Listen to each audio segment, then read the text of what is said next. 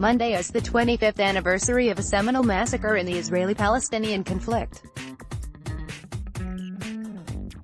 Back in 1994, an Israeli Jewish settler entered the Ibrahimi Mosque in Hebron and calmly, intentionally massacred 29 Palestinian Muslims at prayer. Baruch Goldstein's intention was to terminate the Oslo peace process, or what Hebron settlers like to refer to as the Oslo Wars. In many ways, he succeeded. Scared of the settler lobby, Yitzhak Rabin balked at the chance to remove the 800 settlers inserted into the center of this historic Palestinian city in the southern West Bank. Instead, it was Palestinians put under curfew who suffered. The message was received. Palestinians felt nothing had changed, and many believed that Oslo would not end the occupation. Hamas responded in its own brutal fashion, with the suicide bombings at Afula and Hadera, the group's first suicide attacks against civilians inside Israel. The negative cycle began and the Oslo process never recovered. The violent extremists on both sides sequestered the tiller of the process and insisted on sailing it into the rocks. 25 years on, and Goldstein is still memorialized in his settlement of Kiryat Arba, where his revolting shrine is well tended and revered. Hebron also never recovered. It was partitioned into areas H1 and H2. The latter, the historic center of the Palestinian city, remains under full Israeli control. The mosque remains a site of acute tension and is now partitioned into a mosque and a synagogue. The settler presence continues to expand, inexorably becoming more and more potent. New settlements have sprouted and Israelis are bussed in to support them. Only recently, the settlers held their half-marathon through the ancient heart of the city, another poke in the eye to the Palestinians. Israeli authorities also closed down Palestinian shops and markets, and various streets were sterilized. This odious term does not mean bleached to get rid of germs, but cleansed of all Palestinians, who now cannot even walk along them. The Israeli army, in effect, the sovereign power in the occupied West Bank, is at the settlers' beck and call, and they know it. The army's mission is not to keep the peace but to protect the settlers.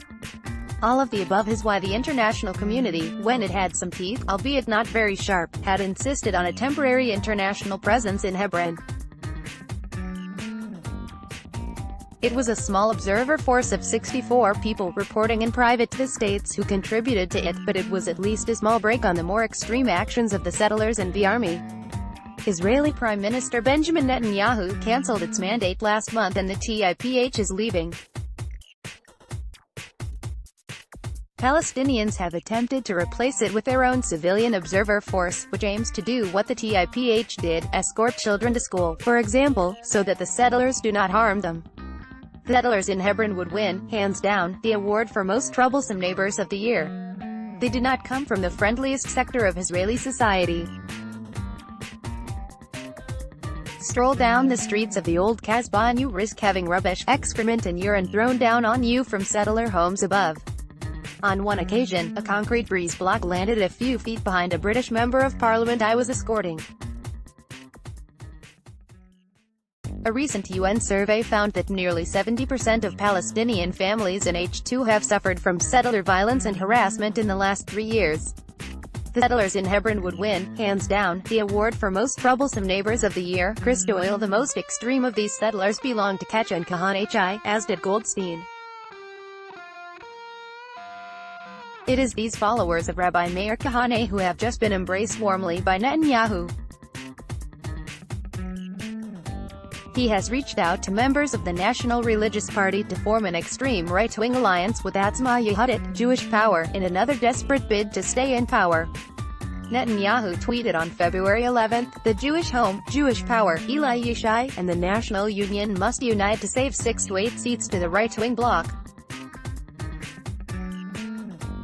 We must not lose these votes because the split on the right will lead to a loss in the elections and the establishment of a leftist government.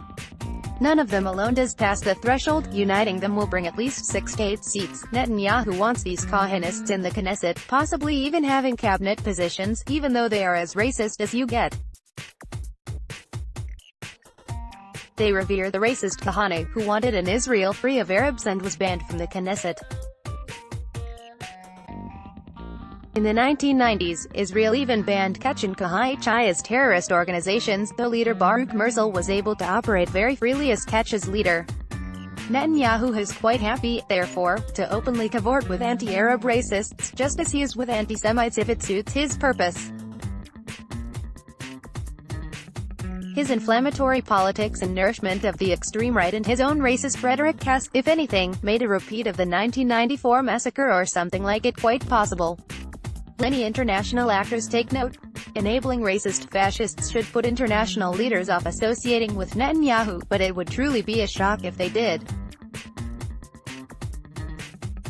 Chris Doyle is director of the London-based Council for Arab-British Understanding, CAABU.